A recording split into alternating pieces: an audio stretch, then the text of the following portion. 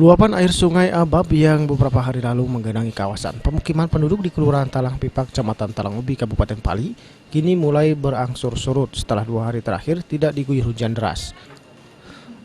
Pasca banjir yang menggenangi kawasan pemukiman penduduk, kini sebagian warga korban banjir mulai menderita sejumlah penyakit seperti gatal-gatal.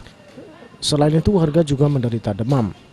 Salah seorang warga, Susilawati, saat berada di posko kesehatan mengatakan terjadinya banjir yang menggenangi setinggi 1 meter seminggu terakhir ini membuat sekujur tubuhnya terasa gatal-gatal. Obat. Kita periksa kesehatan tadi? Iya. Apa keluhan kesehatan itu? Gatal-gatal, meriang. Gitu? Iya. Ini akibat berapa lama banjir ini? Terendam kawasan itu? Dari jam berapa? Dalam seminggu berapa kali lah? 2 kali ini. 2 kali. Akibatnya apa untuk kesehatan? Ya, banyak kesehatan, ada gatal itu. Gatal.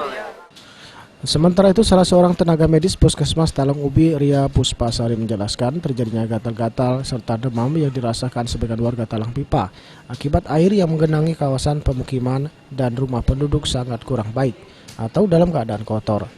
Hal tersebut dikarenakan air bercampur dengan kotoran dan kondisi banjir dengan air yang sulit surut, sehingga suhu juga menjadi dingin dan menyebabkan terjadinya demam pada seseorang. Gatal-gatal, batu, pilek, tapi demam. Gatal ya? Iya, sebagian diare ada. Itu pengaruh apa itu? Gatal itu?